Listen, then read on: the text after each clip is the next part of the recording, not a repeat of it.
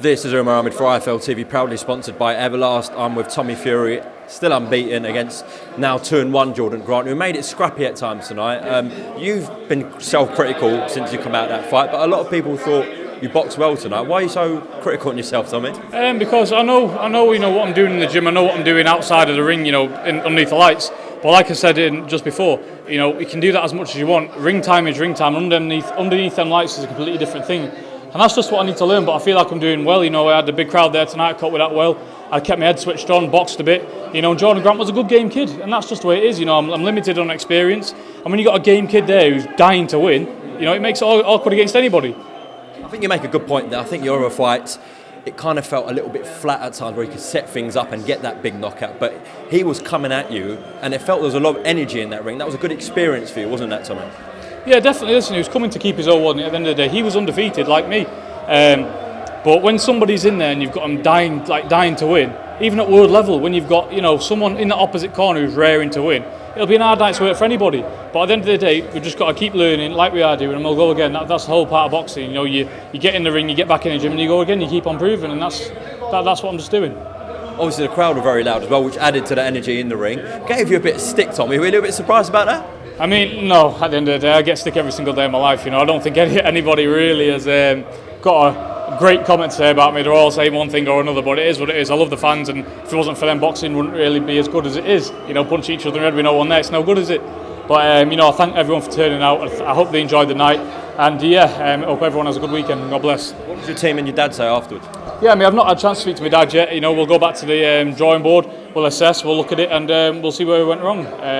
But I know in my own head where I've gone wrong, and I know what I need to do for next time.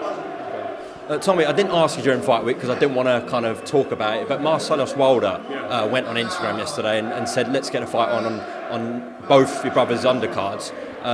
Thoughts? Thoughts, it is what it is. It's a great match, it makes sense, let's get it on. At the end of the day, what people's misunderstanding, I've got heart to burn, a pair of balls to burn, and I know he hasn't at the end of the day. But the quick to sharp, calling everyone out. Everyone's calling me out. Who doesn't want to fight me?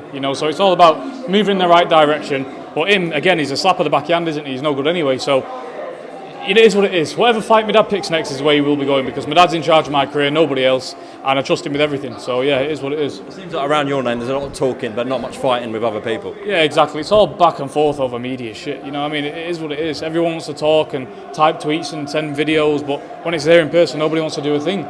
So let them keep talking. I've got actual things to attend to. I want to keep getting better and better, and that's it. John, what did you think of his performance tonight? John, he's been a bit self-critical, John. I'll tell him when it's wrong. He's learnt more from that than the other fight put together. He had a kid come to fight. I knew he was a good game lad, but I wanted him to ask questions, and that's what he did. Kid come and asked a few questions. He took a few shots. And that kid, he was a strong lad. He was a cruiserweight lad. He's 13 and a half stone, and he was in shape, that kid, because he had to be, to take them shots. But Tommy had him in a bit of trouble here and there. I was happy with it. He settled down. The first round was horrendous, because the crowd was shouting obscenities as he's walking to the ring. You heard it yourself, which is not nice. He's 22, and they never showed him any respect at all tonight. It put him off the job. It took him a round to settle into it, because when you hear stuff like that coming to a ring, which is absolutely diabolical, he's trying to get a living, he's trying to do the best he can to entertain the people, and they're coming out with rubbish like that.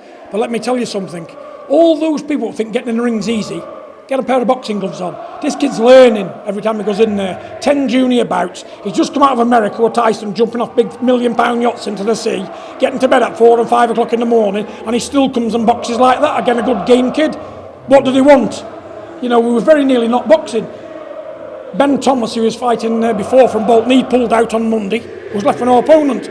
Taking people like this was okay, then we'll take this kid. And fair play to the Scottish lad, he come and did his country proud. He took some heavy shots and he still wouldn't go because he's a proud lad. You can't knock them all out. Mike Tyson never knocked everybody out. It's a learning curve, he's got a lot to do. He's still very raw, still very novice-y, but we'll get it right. A win's a win. As long as you get the W, forget the crowd, forget the comments. I ain't interested in them, they're not entities.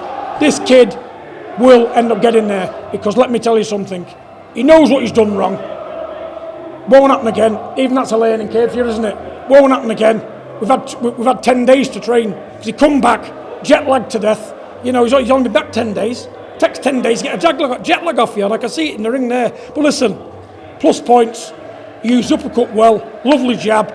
He got a bit giddy with the right hand 'cause he didn't set it up. He was just letting the right hand fly and not really placing it properly, but that's due to settlement and getting down to the business properly. But when he gets everything else right, when he gets in that ring and knows how to keep his composure a bit better, place the right hand properly, he was feinting with a jab. What I said was feint with a jab, touching him with the right hand, but the right hand was going, but it weren't going well, you know. But listen, mistakes are made, isn't it? So that's what it's about, learning. He's at a learning curve in his life. This is what it's about, learning, and he's learning every day. And he has learnt more from that than anything else, because he knows now that people come to fight, which he knew that anyway. But listen, people will criticise it. No matter what you do, you can't please the Joe public. They're your friend today, and they'll hate you tomorrow. You know, do I care? No. We're straight talkers here. He's learning his game. Very proud of your son. You've done what you had to do. You showed some good composure, and the longer the fight went, the better it got. You could have done with 6 rounds, couldn't you? Yeah, 6 rounds. You know what I'm saying? Yeah, definitely. So that's what more do you want to say? He's a kid. Stop getting on him. But I tell you, let me say this about Jake Paul. I hit Jake Paul in the back of my hand on a 56-year-old. This kid will murder Jake Paul. He'd be on a life sentence him on a murder charge when he fights Jake Paul. Because that kid there, Jake Paul, that kid had knocked Jake Paul out. Because these kids are fighters and Jake Paul ain't. And I'll tell Jake Paul that to his face. Because I'll be in Las Vegas when he fights him. If you want to fight, there's a slot there, 24th of July. If you want it, mate, grow some nuts. This kid will fight you. Don't worry about that. He steps away from nobody. But it's up to me to guide him, and I'll guide him right because he's my son. I'm happy. More than happy with that performance. Great stuff. John, Tommy, thank you very much for coming to IFL TV, and well done on the win, all right? Thank you.